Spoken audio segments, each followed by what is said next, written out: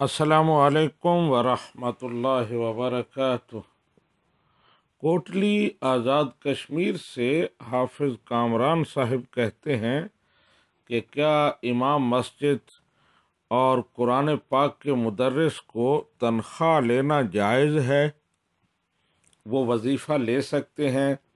بعض لوگ کہتے ہیں کہ انہیں تنخواہ لینا جائز نہیں ہے، اس پر پھبتیاں کستے ہیں کہ وہ قرآن بیچتے ہیں، عبادات بیچتے ہیں۔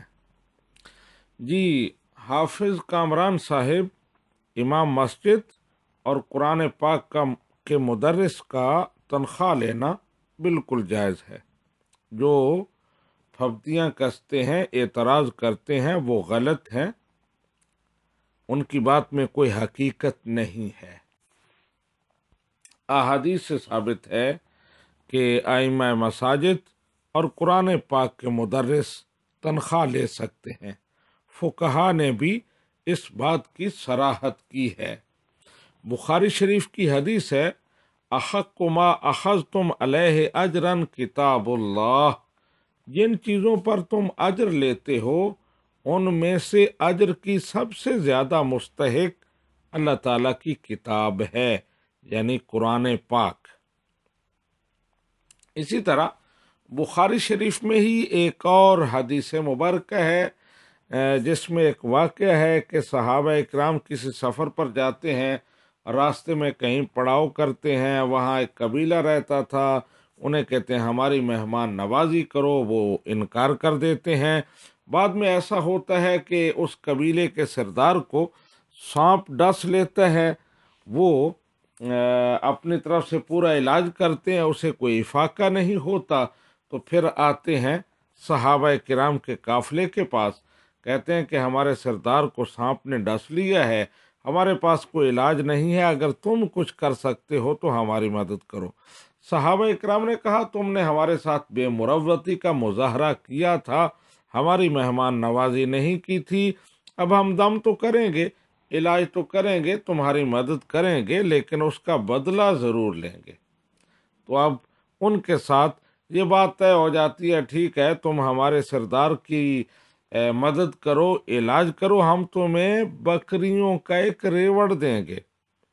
اب صحابہ کرام میں سے ایک صاحب جاتے ہیں، وہ جا کر سورہ فاتحہ پڑھ کر دم کرتے ہیں، وہ ٹھیک ہو جاتا ہے، اور پھر معاہدہ کے مطابق بکریوں کا ریوڑ وہ دیتے ہیں۔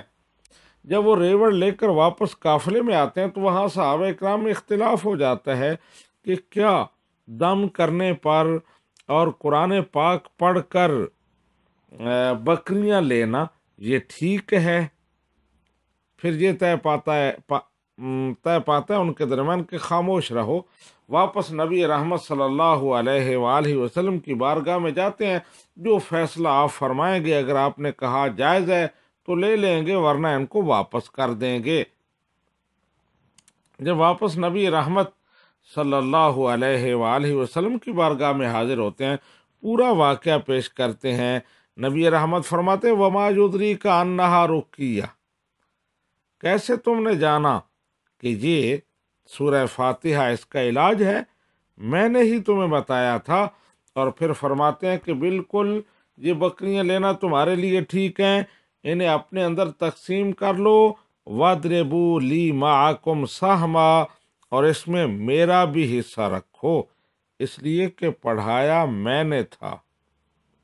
تو اب نبی رحمت صلی اللہ علیہ وآلہ وسلم کے اس عمل سے ثابت ہوتا ہے کہ پڑھانے والے کا پڑھنے والے پر حق ہے، اس کو اس کا حق اور اجر دینا چاہیے۔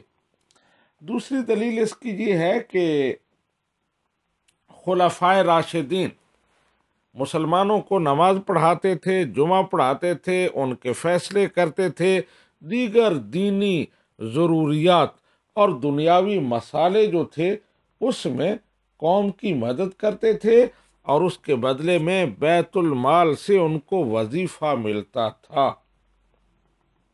اب صحابہ کرام کا یہ عمل بہت بڑی دلیل ہے کہ نماز پڑھانے کے بدلے میں، جمعہ پڑھانے کے بدلے میں وظیفہ لے سکتے ہیں، قرآن پاک پڑھانے کے بدلے میں وظیفہ لے سکتے ہیں۔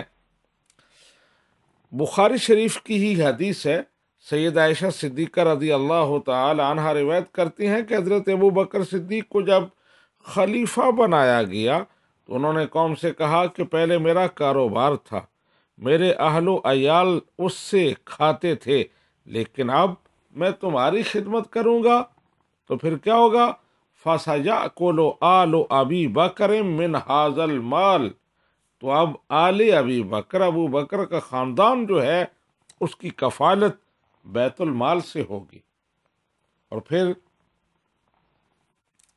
یہ بھی ہے بعض روایات میں کہ آپ خلیفہ مقرر ہوئے تو دوسرے دن کپڑوں کی گٹھڑی اٹھا کر بازار میں بیچنے کے لیے جا رہے تھے، حضرت عمر بن خطاب اور حضرت ابو عبیدہ بن جراح ملے، کہا ابو بکر کدھر جا رہے ہو؟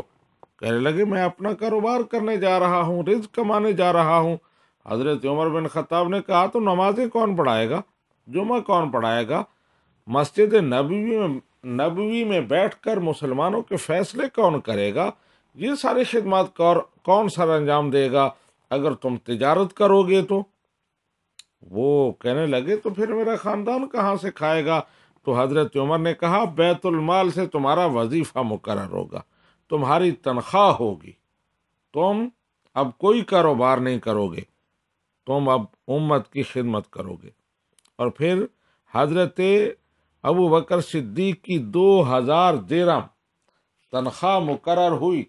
آپ نے فرمایا کہ میرے اخراجات اس سے زیادہ ہیں، پھر اس کو بڑھا کر 2500 درہم کیا گیا۔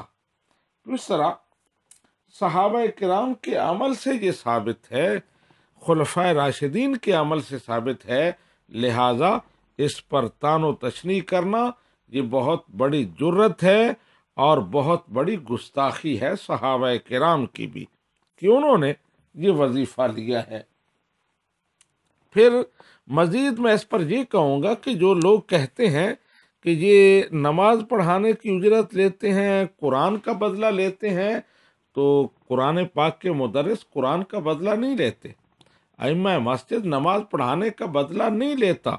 اصل میں اس کو جو پابند کیا جاتا ہے کہ اس مسجد میں تم نے نماز پڑھانی ہے، فلاں ٹائم پر پڑھانی ہے، فلاں لوگوں کو پڑھانی ہے، فلاں مدرسے میں پڑھانا ہے، یہ جو پابندیاں لگائی جاتی ہیں اس کا بدلہ وہ لیتا ہے، اس کی تنخواہ وہ لیتا ہے۔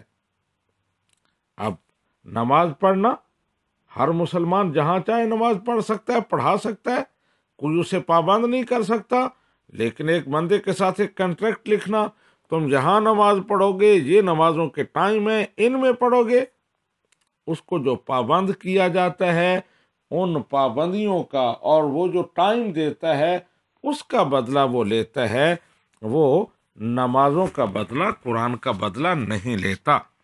پھر حافظ کامران صاحب جو آپ کو کہتے ہیں کہ تنخواہ لینا جائز نہیں ہے، انہیں کہیں ذرا 2-4 مہینے فری کر کے دکھائیں، پہلے عملی ثبوت ہمارے سامنے پیش کریں، پھر ہم بھی تمہیں فالو کریں گے۔